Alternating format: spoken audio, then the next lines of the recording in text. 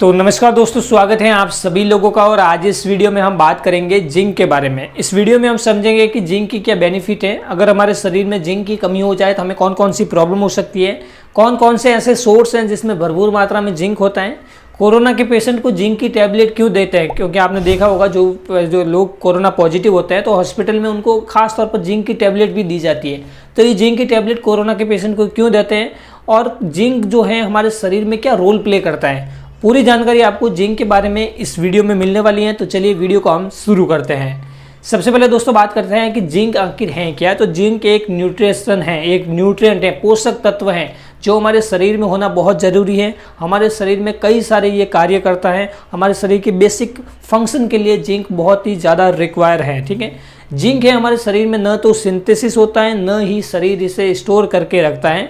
Zinc हमें बाहर से लेना पड़ता है, बाई फूड से या जिंक सप्लीमेंट से हमें जिंक की कमी हमारे शरीर में पूरी करनी पड़ती है।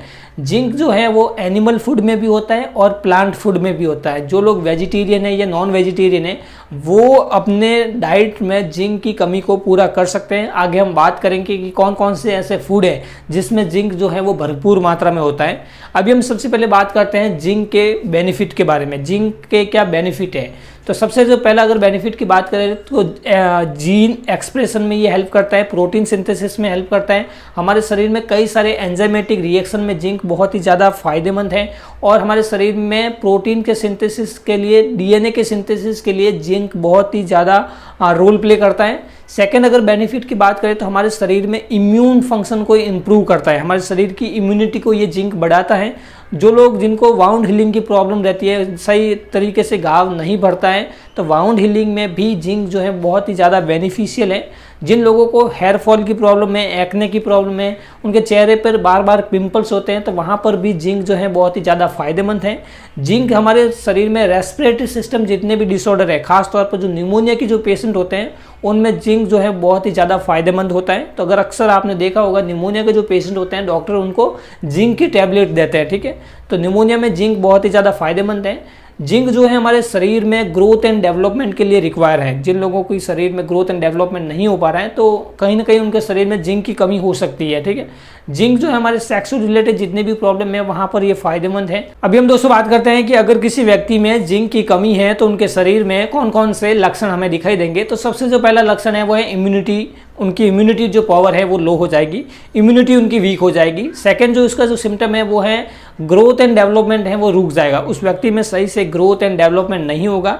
सेकंड जो सिम्टम है वो है मैच्योरिटी, जो सेक्सुअल मैच्योरिटी है वो सही टाइम से नहीं आएगी, उन व्यक्ति को भूख कम लगेगी, वाउंड हीलिंग की उनको प्रॉब्लम हो जाएगी, सही तरीके से सही टाइम पर वाउंड हीलिंग नहीं होगा, उनके हेयर लॉस की प्रॉब्लम हो जाएगी और उनको स्किन के ऊपर स्किन रैशेज हैं या पिंपल्स हैं, एक्ने की प्रॉब्लम हो जाएगी और उनके शरीर में जो है उनको मूड डिस्टर्बेंस रहेगा, बिहेवियरल इशू आ सकते हैं, कई सारे साइकोटिक रिलेटेड सिम्टम भी उन व्यक्ति में जिंक की कमी से आ सकते हैं। तो ये सारे जो सिम्टम होते हैं अगर किसी व्यक्ति में जिंक की कमी है तो ये सारे सिम्टम उनको देखने को मिल सकते हैं। अभी हम दोस्तों बात करते हैं कि जिंक की कमी हमारे शरीर में होती क्यों है। ठीक है, देखिए हमारा शरीर में न तो जिंक बनता है न ही शरीर इसे स्टोर करता है, हमें जिंक बाहर से लेना पड़ता है। तो देखिए अगर कोई व्यक्ति अपने डाइट में कम जिंक खा रहा है, उनकी डाइट में कम जिंक उसको मिल रहा है तो वहाँ पर उस व्यक्ति को जिंक की कमी हो जाएगी।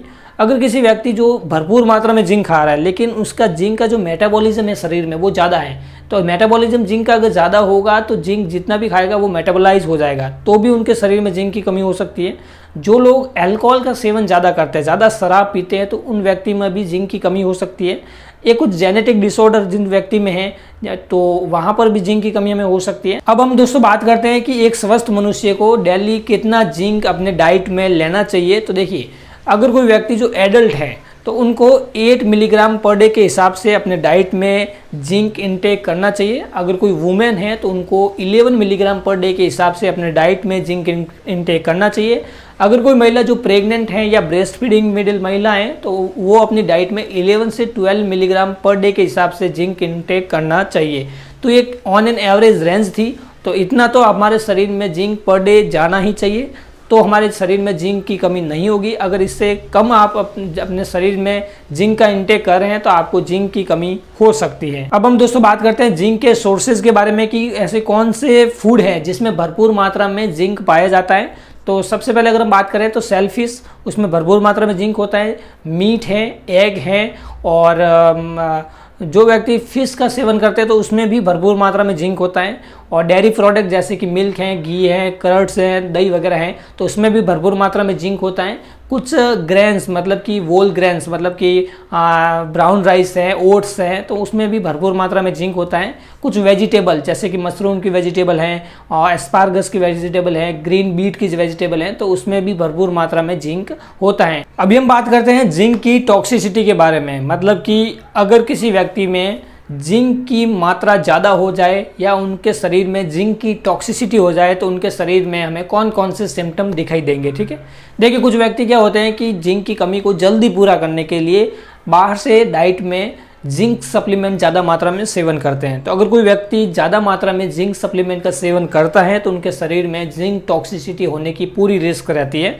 तो हमेशा ऑन एन एवरेज जो मैंने रेंज बताई है उतना ही पर डे के हिसाब से अपने शरीर में जिंक का इंटेक करना चाहिए। तो अगर कोई व्यक्ति ज़्यादा मात्रा में जिंक का सेवन करता है तो उनके शरीर में अगर टॉक्सिसिटी हो जाती है तो कुछ सिम्टम्स जैसे कि उन व्यक्ति में नोजिया एंड वॉमिटिंग की प्रॉब्लम हो जाएगी, उनको जी मचलने की प्रॉब्लम है, और उनको उल्टी की प्रॉब्लम हो सकती है, उनका जो मूड है वो डिस्टर्बेंस हो सकता है, उनको क्रॉनिक डायरिया मतलब दस्त की प्रॉब्लम हो सकती है, लॉस ऑफ एपेटाइट मतलब भूख कम लगेगी, और उनके शरीर में इम्यूनिटी है वो वीक हो जाएगी। उनके शरीर में जो गुड कोलेस्ट्रॉल है HDL हाई डेंसिटी लिपोप्रोटीन जो कोलेस्ट्रॉल होता है जिसे हम गुड कोलेस्ट्रॉल कहते हैं, उनके शरीर में कमी हो जाएगी।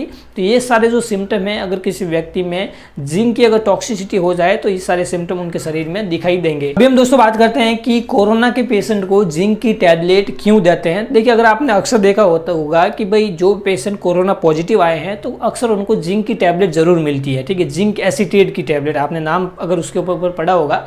देखिए जिंक जो मैंने आपको पहले बोला है कि जिंक हमारी इम्यूनिटी को स्ट्रॉन्ग करता है, इम्यूनिटी को ये इम्प्रूव करता है, तो इसी वजह से उस व्यक्ति को जिंक की टैबलेट दी जाती है। एक मैंने और इसका फ़ायदा बताया था कि हमारे जो रेस्पिरेटरी सिस्टम एक डिजीज़ है जिसे हम निमोनिया कहते हैं, निमोनिया में जिंक बहुत ही ज़्यादा फायदेमंद है। ठीक है, तो कोरोना का जो इन्फेक्शन है वो हमारे रेस्पिरेटरी सिस्टम रिलेटेड इन्फेक्शन है, तो इसी वजह से डॉक्टर जो लोग हैं वो अपने कोरोना पेशेंट को जिंक की टैबलेट प्रिस्क्राइब करते हैं। तो ये एक वजह है। तो आशा करता हूँ कि आपको इस वीडियो में जिंक के बारे में एक बेसिक नॉलेज मिली होगी। अगर वीडियो पसंद आए तो वीडियो को कर दीजिए लाइक, अगर आप हमारे चैनल में पहली बार हैं तो कर दीजिए सब्सक्राइब, और मिलेंगे एक नए वीडियो के साथ। तब तक के लिए जय हिंद, वंदे मातरम।